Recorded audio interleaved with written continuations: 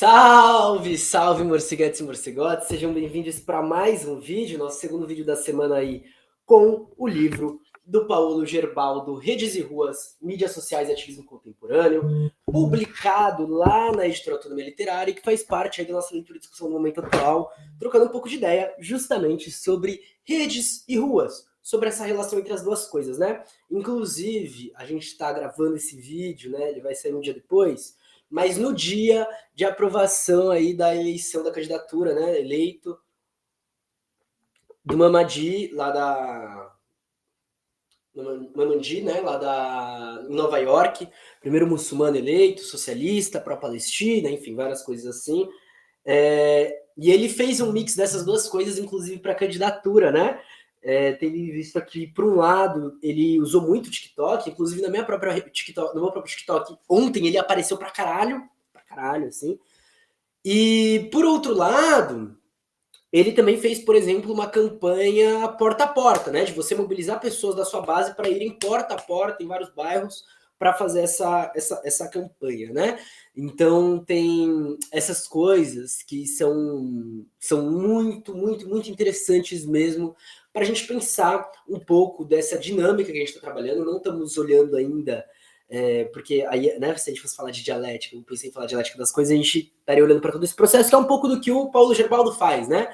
Mas na nossa avaliação ainda está faltando incorporar algumas outras coisas, já que aqui a gente está num momento muito de leitura, né? Principalmente porque ele está trazendo só coisas novas ainda, e aí fica difícil da gente começar a concluir, trazer percepções e tudo. Então isso provavelmente vai ficar para o final do livro. Por isso que esses vídeos aqui de agora estão sendo um pouquinho mais corridos, né? Vocês podem ver, eu estou só lendo. Eu não estou acelerando nem nada, mas eles estão ficando mais curtos, porque é isso, ele está apresentando tantos elementos, tantos conceitos, tantas coisas, que fica até difícil escolher para onde a gente vai no meio disso tudo, tá? Eu sou Marcos Morcego, comunicador aqui da Caverna do Morcego, né? Tenho esse projeto aqui do Redes e Ruas, mas a gente também tem um outro projeto aqui no nosso YouTube também com os vídeos da Angela Davis, e já está disponível para vocês lá no podcast, né, no nosso Spotify, mais um episódio do Labirinto Periférico, que é o livro do Daniel Faruhubo, esse pela Autonomia Literária, tá? E aí eu trago ele aqui mostrando visualmente para vocês, porque tá passando aqui um cupom de desconto da Autonomia Literária, hashtag Morcego na Autonomia, que te dá 20% de desconto. Beleza? Segue nossas redes sociais, acompanha a revista Clima Operária, e se curtir, se tiver interesse, adquira nosso livro Por uma Inclusão da Sociologia, esse daqui pela editora Terra Sem Ambos, né? Vocês podem comprar diretamente lá no site deles, tá? Fortalecer o corre dessa editora que a gente tanto ama, a editora que traz Clóvis Moura, traz agroecologia, traz Silvia Federici, traz Carlos Marighella, traz Rosa Luxemburgo, enfim, traz uma coisa pra caralho, Mauro Marini, por aí vai. O bagulho vai longe, tá? Então, só para vocês terem um pouco da ideia, e óbvio, né, Autonomia Literária, eu tô sempre falando, muitos dos livros que estão aqui, inclusive, são deles, eu tava lendo, inclusive, um recentemente, que eu acho que tá lá embaixo ainda, porque é um livro foda, que é o do Amilcar Cabral, que é uma formação de quadros dele, enfim, já tô indo muito longe. Quiser apoiar, fortalecer a gente, segue nas redes sociais, segue a gente aqui, né? Clica no sininho, aquelas coisas todas, curtir, comentar, compartilhar.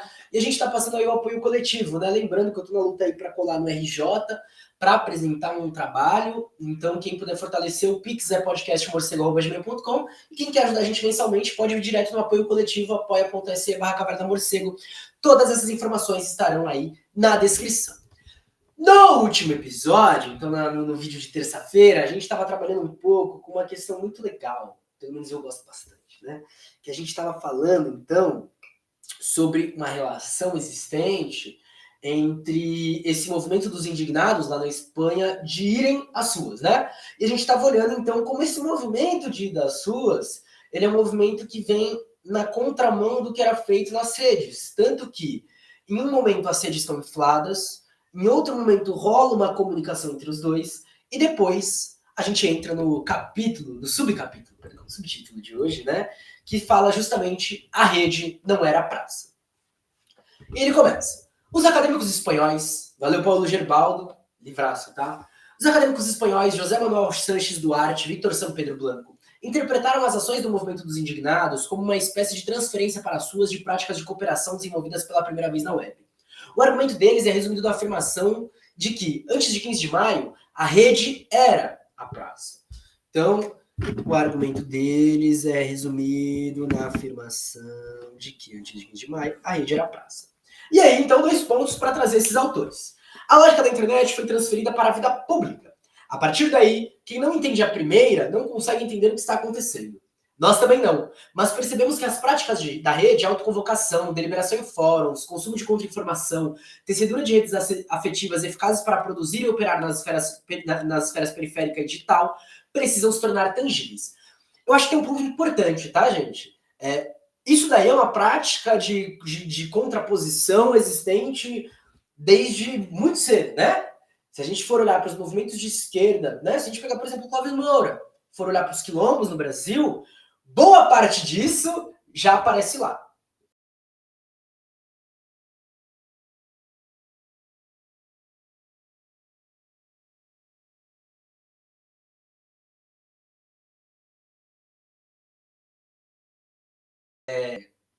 Pré-concebida, né? Construir a própria lógica. Quando, na verdade, as coisas não são bem assim. Pelo menos, ao meu ver, elas não são assim, né?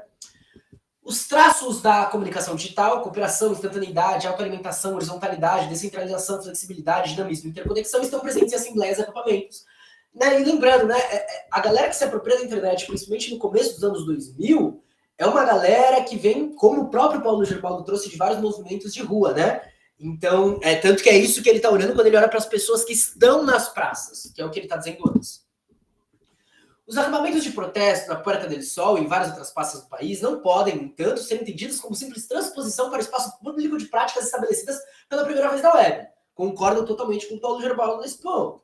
Em vez disso, conforme documentado no decorrer deste capítulo, as mídias sociais envolveram uma coreografia emocional que efetuou uma profunda transformação da experiência de solidariedade e cooperação construída entre um público online e a colheita simbólica e física da indignação individual.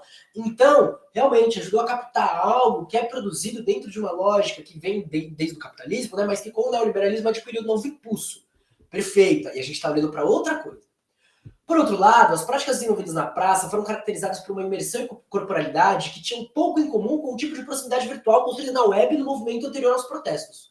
O processo de mobilização atingiu seu clímax com a reapropriação do espaço público e a reinvenção da tradição da política de rua, que, em certa medida, se desenvolveu competitivamente com a cultura do ativismo digital, decisiva na fase inicial.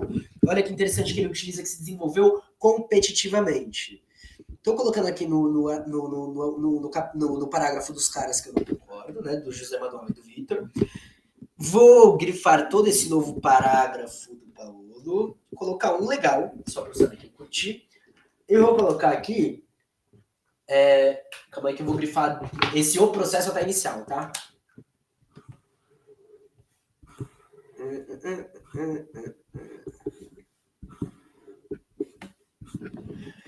Vocês veem que eu tô animado hoje, né, gente? É que saiu a música da Bia Soul, Caê, Laís Rosa, Nada Tsunami, Yuri Red Copa, ABC da Putaria. Eu tava já dançando, já, desculpa. Aí eu tô... Uau! O proclamo, frequentemente ouvido, não estamos no Facebook, estamos na rua, veio expressar a alegria gerada pela redescoberta de um sentido de comunhão física. Então, calma lá. Agora eu vou grifar algumas coisas. Não estamos no Facebook, estamos na rua. Comunhão física, que reverteu a dimensão espacial e comunicacional sintetizada por interações nas mídias sociais. Eu gosto dessa perspectiva, então, de reverter, né? Reverter. Em vez de postar mensagens de status, as pessoas colavam centenas de post-its na entrada da estação subterrânea do Sol, onde grupos de pessoas paravam paralelas. Olha que interessante. Em vez de se meterem em discussões nos fóruns de internet, os participantes mergulharam em comissões, grupos de trabalho e assembleia. Práticas inventadas muito antes do surgimento da internet. É isso que eu tô falando. Pelo amor de Deus. Mas tem que ser acadêmico, né, para falar essas coisas que o José e o Victor falaram, né? Com todo respeito que eu não conheço eles, né, não tô ofendendo pessoalmente. Em vez de navegarem por centenas de fotos de perfil, familiarizaram-se com o rosto de outras pessoas. Em vez das cutucadas do Facebook, recorriam a abraços coletivos, como aqueles vistos entre os primeiros dias do acampamento.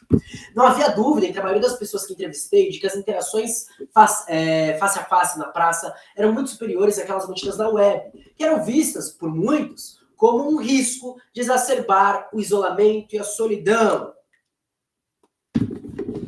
As interações face a face na praça eram muito superiores àquelas mantidas na web, que eram vistas por muitos como um risco de exacerbar o isolamento e a solidão. Exato.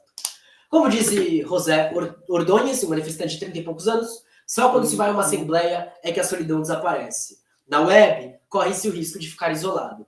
Eu, inclusive, estou trabalhando muito, né? A Kolontai, a Clara Zetkin, a própria Rosa Luxemburgo, reforçam muitos laços de comunidade, né? Uma comunidade para além de uma família, tá? Diga-se de passagem. Embora, em alguns momentos, a família também. Assim, embora as mídias sociais tenham sido, sem dúvida, importantes para levar as pessoas para lá, uma vez reunidas fisicamente no espaço público, era como se estivessem quase envergonhadas com a maneira pela qual chegaram. Olha que legal. Então, eu sei que aqui tem um grupo seleto de pessoas que está ficando até o final com a gente, né? Nesses episódios, afinal já são vários episódios e muita coisa. Você que ainda não saiu da internet, das internets, você que não conhece as suas, cola com nós, chega mais, vamos fazer o bagulho acontecer. Os acampamentos de protesto se tornaram centros na rede, pontos físicos que ancoravam um movimento difuso. Como observa Heitor, do DRI, Democracia Real Já, é por isso que os acampamentos têm sido tão importantes para superar a fragmentação da rede, para sair dessa atomização social que se reflete bem na própria estrutura da rede. Legal.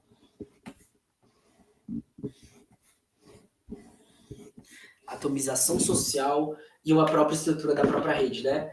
Ele descreve as quadras ocupadas como um local de encarnação e como estágios para um novo processo de recomposição social, em que um novo corpo social seria formado. Uma das coisas que eu avalio, né? Eu preciso de identidade de território e luto por terra e território, principalmente pensando nas periferias de São Paulo, né? Onde minha militância está concentrada agora. Uma das coisas que eu tento sempre dar um grande destaque, né? É para essa relação existente, enfim, que a gente pode pensar de várias formas entre uma recomposição de um tecido social, né? Pensando que neoliberalismo, né, como parte, como o que a gente está vivendo hoje sobre o capitalismo, ele estrutura a sociedade de uma forma, né? Puxando Clara Zetkin, um novo Estado, uma nova ciência, uma nova religião, uma nova educação, reconstruir o tecido social, né, recompor o social, se a gente pensar que, né, o capitalismo ele meio que fragmenta muitas coisas e essa recomposição não quer dizer que vai ser igual a mesma coisa que era antes, né? Mas ela é necessária. A gente não vai superar. Por quê? Relação social de produção não é só sobre o processo de eu estar vendendo uma mercadoria e alguém está tirando mais valor dela. Não é só sobre uma retirada da terra, mas é também sobre alienação, é sobre construção de relações sociais fetichizadas, alienizadas, individualistas, com bases em objetificação, né? Você transformar as pessoas em objetos e se enxergarem como objetos e enxergar os outros como objetos, tudo isso. E esse processo de recomposição, lá na Espanha nesse momento, passou a gerar em torno de uma concentração simbólica e material, cuja densidade corporal sufocante experimentada na Puerta del Sol, no auge do protesto, foi a manifestação. A importância dos centros físicos como pontos focais para a ação dos movimentos populares contemporâneos vai na contramão de reivindicações de descentralização e multiplicidade redutível, feitas por muitos ativistas inspirados por pessoas como Deleuze, Negri e Castells, alérgicos a centralizações de qualquer tipo. Eu vou colocar aqui, tecido social e comunidade. Enfim, aí quando a galera pergunta, morcego, é que eu nunca soube explicar muito bem, né? O que você tem contra Deleuze, Negri, o próprio Castells e tal? É isso, né? Tá? No entanto, é um elemento decisivo para a compreensão do movimento dos indignados e seu caráter popular ou populista. Eu colocaria popular nesse primeiro momento com tudo que foi apresentado para a gente até agora, tá? A Puerta del Sol, junto com outras ocupações importantes, como a da Plaza de Catalunha, em Barcelona, virou um ponto nodal a partir do qual transformou um público fantasma numa multidão tangível. Vou colocar aqui, grifar a importância dos centros físicos focais até o alérgicos à centralização de qualquer tipo. Não devemos esquecer que, para a Espanha, a Puerta del Sol é o centro geográfico e jurídico do país. É o quilômetro zero, igual aqui em São Paulo, né? É o pátio do colégio. O ponto do qual todas as distâncias são medidas e o ponto de partida para a rede radial de estradas. Mas é também o que é chamado de Praça Nacional. Uma coisa equivalente à Praça da Bastilha para a França, a Praça do Parlamento para a Grã-Bretanha e o que foi a Praça Tahrir para o Egito. Ou seja, um lugar em que várias vezes ao longo da história as pessoas se reivindicaram, se revoltaram contra o governo nacional. E aí entra o ponto. O Brasil, a gente tem que pensar em diferente. Olha que da hora. O Brasil, a gente realmente tem que pensar, e aí Esse é o ponto, né? Uma descentralização que não quer dizer uma falta de centralização, né? Mas uma descentralização no sentido de quebra hierárquica de composição de acordo com as particularidades, né? É como se a gente tivesse aqui realmente um coletivo eu não gosto de usar nações, tá? Mas um coletivo muito grande de povos. Povos é a palavra que eu queria dizer, né? A gente tem muitos povos rebeldes aqui. E isso vão dando particularidades, e óbvio, né? Cada um tem, inclusive, uma própria tradição de luta, que são múltiplas no Brasil. Tendo em mente essa profunda conotação simbólica, podemos entender por que o mero nome Sol parecia dizer tanto sobre a unidade do movimento, tanto que a gente falou um pouco sobre Sol antes, né? Olha que legal. Sua manutenção, apesar da diversidade interna e da recusa a formas de delegação e representação. Esse topônimo se tornou uma hashtag popular nos tweets de ativistas do hashtag Sol e hashtag Acampa da Sol. Material para nomeação de domínio acampadasol.org e sol.tv. Uma abreviação para o movimento como um todo e um ponto de referência imaginário para todos aqueles que não estavam fisicamente presentes na Sol, que é a Praça Puerta del Sol, mas que estavam orientados a isso, acompanhando de perto por meio das mídias sociais e demais. Como um sol, com seu saio irradiando pelo espaço, a praça, durante o auge da ocupação, foi uma forma capaz, graças à densidade corporal que atraía, de resgatar uma nação economicamente oprimida e politicamente humilhada. Nossa, profundo, né?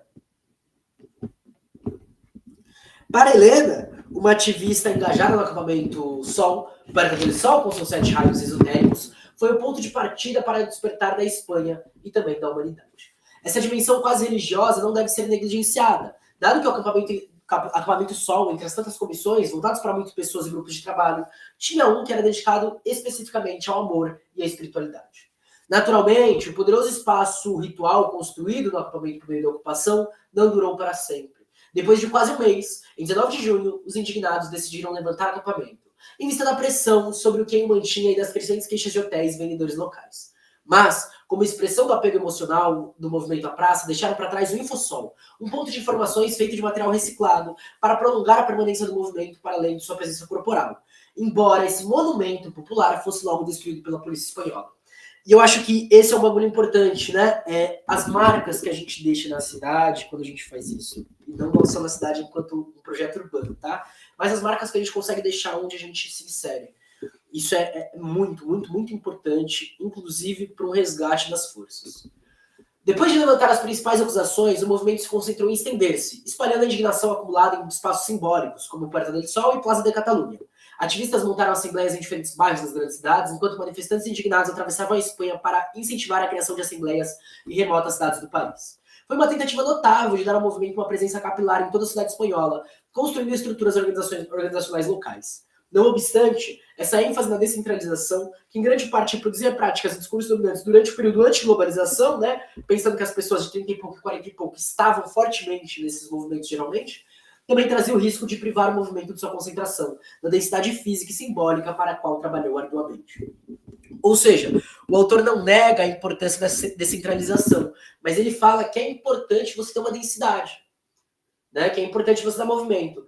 Caso você não tenha uma densidade, você tem que adotar uma outra tática que consiga fechar os caminhos dos poderosos, né? Quem que eu tava? O Amilcar Cabral, ele fala, né? A gente tem que mudar a tática para que eles tenham medo da gente. E a descentralização, ela muitas vezes faz com que eles avancem, né? Enquanto em Madrid os ativistas decidiram continuar realizando uma assembleia semanal na Puerta del Sol, em Barcelona decidiram se mudar completamente para os bairros, sem manter uma assembleia central. E aí tem uma coisa que falta para mim, pelo menos até o momento, tá? Falta uma explicação de quais movimentos, quais ideologias, quais projetos políticos ficam, né? Porque eu penso muito, né, analisando o que ele está falando, que, por exemplo, uma perspectiva socialista conseguisse seguir isso daí para transformar em assembleias de bairro, é interessante. Você está falando sobre transição do sistema, você está falando sobre mudança de sistema, você vai continuar movimentos que vão efetivamente buscar ir para além do que foi a Praça dos Indignados, do que foi os Indignados, né? Mas isso tá meio... Isso ele não fala, né? Essa decisão provou ser um completo harakiri, nos termos de Aitor Tinoco. Descentralizamos nossas lutas pelos bairros e assim perdemos o foco central. É isso, parece uma falta, inclusive, de uma organização que conseguisse, ou organizações que conseguissem fazer isso, não é uma teia mesmo. Tendo em mente o papel vital das praças ocupadas como centros rituais e fósseis organizacionais do movimento, em vez de nós, numa rede, podemos apreciar o papel desempenhado pelas mídias sociais durante a fase de sustentação da ocupação, além da fase de iniciação discutida nas sessões anteriores. As mídias sociais ajudaram a sustentar uma sensação de atração emocional pelos protestos em massa. Páginas, tweets e postagens do Facebook estavam envolvidos na tecedura contínua de uma textura emocional em torno dos espaços públicos ocupados, conectando esses lugares a públicos dispersos. As transmissões ao vivo pelo site Sol.tv receberam quase 10 milhões de visitas durante a primeira semana de protestos. No momento em que o Conselho da Cidade de Madrid desligou a webcam na Porta del Sol na tentativa de ocultar os protestos. Centenas de vídeos postados no YouTube transmitiram a experiência de entusiasmo do tomalaplaza.net e tomalosbairros. Coletivo na praça, enquanto vários sites, né, como Toma La Plaza e Toma Los Barrios, apareceram para dar a apoiadores e simpatizantes relatórios oportunos sobre o que estava acontecendo. Esses outros sites também permitiram que o movimento se conectasse com aqueles que, por algum motivo, não podiam participar dos protestos. Como explica Luiz, um ativista envolvido na comissão de comunicação da acampada em Barcelona, na praça física existem 2.000 pessoas, mas nossa página no Facebook recebeu 2 milhões de visitantes em 15 dias, com pessoas de todas as partes do país que estão se conectando, compartilhando e agradecendo. As formas difusas e distantes de engajamento que os acampamentos conseguiram atrair pelas redes sociais permitiram que aqueles que não podiam comparecer fisicamente se sentissem parte do movimento, como observa a Tereza, uma web designer freelancer envolvida no movimento.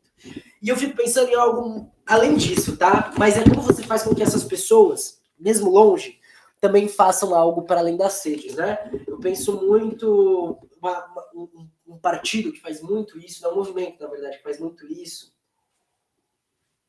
E eu sempre busco dar uma olhada, embora antes eu tinha mais pique, inclusive, para acompanhar quando estava rolando, né? É o MLB, que muita gente é da Unidade Popular dentro do MLB, né? Que é um movimento de luta por moradia nos bairros e favelas, né? E que eles fazem essa denúncia principalmente em live quando está acontecendo o despejo numa tentativa de que as pessoas realmente se mobilizem para lá. É uma tentativa interessante. E aí cabe a gente, inclusive, olhar para o próprio transporte público para discutir isso, né? A gente vai olhar para a própria cidade, aqui em São Paulo, por exemplo, para entender essas impossibilidades. Ou a gente vai olhar pela própria falta de disposição, por exemplo, quando a gente está falando sobre assentamentos, por exemplo, ou aldeias, né? Eu acho que é um pouco dessa brisa assim. Conclusão. O movimento 15M na Espanha foi caracterizado pelo uso entusiasmado das mídias sociais como meio de mobilização. Ao usarem redes sociais como Facebook e Twitter, ativistas construíram conversas emocionais ressonantes pela internet e conseguiram aproveitar uma indignação coletiva generalizada, transformando-a numa paixão política que impulsionou uma ação coletiva no espaço público. Os organizadores do movimento teceram juntos uma coreografia de assembleia que facilitou a reunião de um círculo de ativistas diversificado disperso ao redor da Puerta del Sol e de outras principais praças ocupadas pelo movimento, transformados em pontos simbólicos de convergência. No processo, as páginas do Facebook e os feeds do Twitter construíram identidades coletivas flexíveis, caracterizadas por um apelo à normalidade, como na autodefinição do DRY como pessoas normais e comuns, com o objetivo de interceptar usuários em potencial a despeito de suas afiliações políticas e culturais. Né? E é algo, aí entra outra coisa, né? Eu acho interessante essa construção de uma certa normalidade, porque aqui no Brasil, eu tenho reparado muito nisso, eu tentava não ligar tanto, né? Mas a gente tem uma esquerda, principalmente dentro dos setores de comunicação, de visibilidade, que, por um lado, ela é muito branca, e por outro, ela tem um aspecto de classe média muito forte. Né? E aí você vai pensar nas exceções. Agora, sei que você está pensando, porque eu também estou pensando.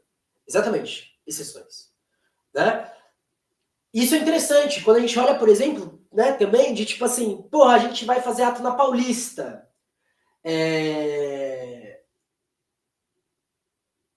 Faz sentido ainda?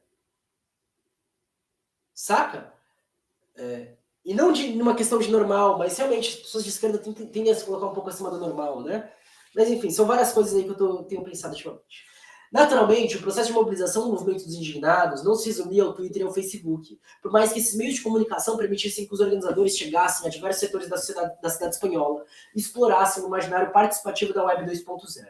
Similarmente ao que aconteceu no Egito, os ativistas logo recorreram à agitação das ruas para ir além do núcleo ativista do movimento e quebrar a barreira da brecha digital. Grifar essa parte de similaridade. Além disso, estações de televisão como La Sexta e jornais centristas e progressistas como El País e Público contribuíram para moldar a imagem dos indignados, né? Então para mobilizar pessoas e construir um consenso para os indignados em toda parte.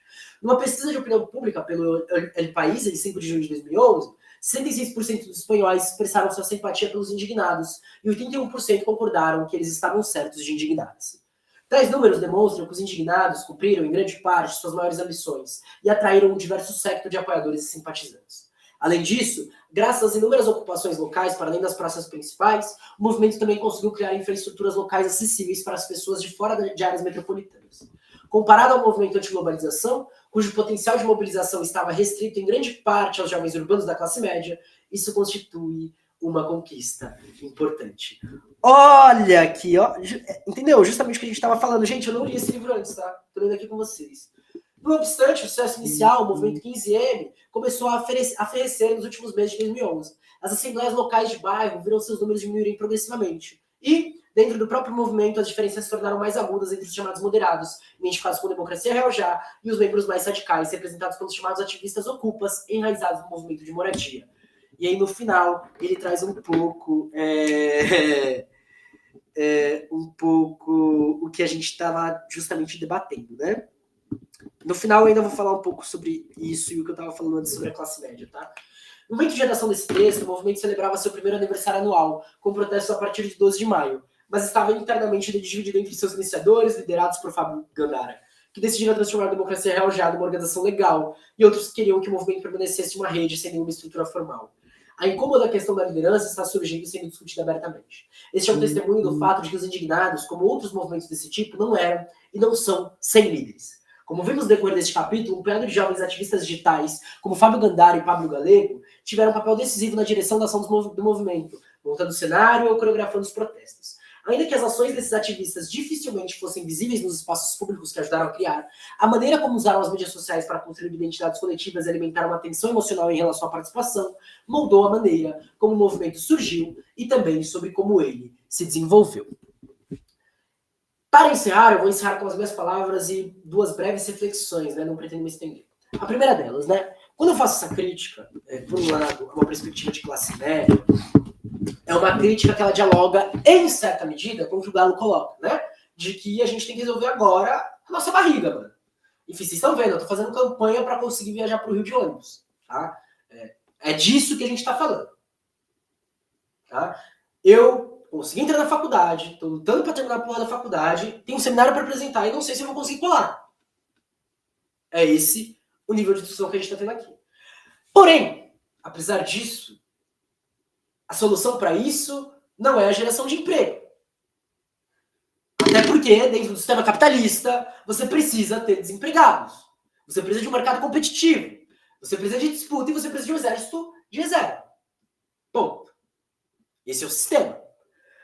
Por outro lado, e aí entra essa grande questão, não é sobre simplificar quando a gente fala sobre o socialismo. Tá? Não é sobre isso. Mas, e lendo a galera do continente africano, que nem sempre se indicam socialistas, né? Mas lendo Clara Zetkin, Clóvis Moura, lutando por terra e território, você vê que existem formas da gente compor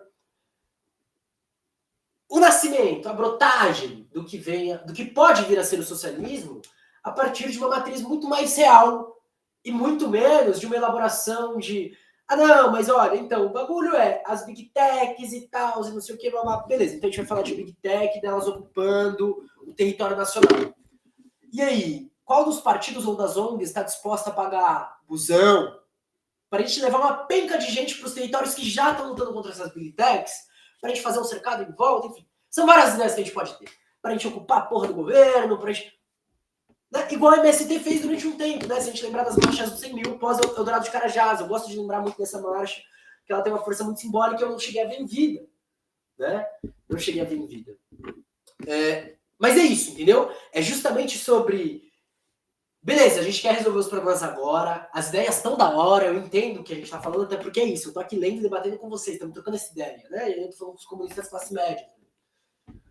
Por outro lado, tem algo faltando, né?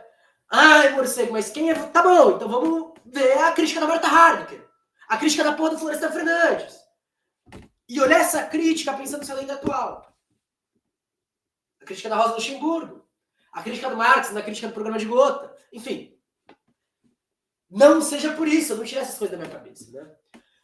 E o segundo ponto é um pouco sobre essa questão de descentralização e centralização, que eu vejo que A Teia dos Povos, e aqui eu tô falando deles, né? Inclusive eu tô para ler esse livro aqui, O Sonhando Terra do Bem Virá, que é entre eles os zapatistas, né? Foi uma relação com a Rádio Zapata, com Alejandro Reis, né? Muito foda. O Sangue do Povo por Terra, por uma terra sem males aqui agora, mestre Gelson Ferreira. Aí, mestre Gelson, sou seu fã, filho. Seu fã não, mano. Você é inspiração pra luta. Esse é o bagulho. Fã não. Que tem uma coisa interessante, né? Que a Teia por si só não tem um programa, embora o Por Terra e Território seja meio que uma apresentação já de um projeto político. Mas é isso, é um projeto político enquanto a nível de sociedade, enquanto a nível de assentamento terravista, que tende a se estender para outros espaços da Teia, né? Mas as lideranças, elas são lideranças locais e territoriais. Tá ligado? E isso muda muito o aspecto e a profundidade da luta. Então você tem uma grande massa de elos, né? Então de pessoas que não têm territórios. Por outro lado, você tem uma galera que coordena isso, de certa forma, que coreografa, para utilizar o uso do Paulo Gerbaldo, mas, primeiro, não de uma maneira hierárquica, e segundo, com um projeto político que ele é muito debatido conforme a intensidade das coisas que são mais urgentes, pensando, né, passos, caminhada e o nosso horizonte político. É um pouco disso. Leiam Por Terra e Território que vocês vão sacar um pouquinho disso, tá? E é isso. A gente se vê então no próximo episódio, tá bom, gente? Já me alonguei demais. Até a próxima. A gente volta, inclusive, semana que vem, para falar sobre o Occupy Wall Street. O bagulho vai ficar louco, família. O bagulho vai ficar louco. Mas é isso, então. A gente se vê na próxima. Até mais. Um grande beijo. Tchau!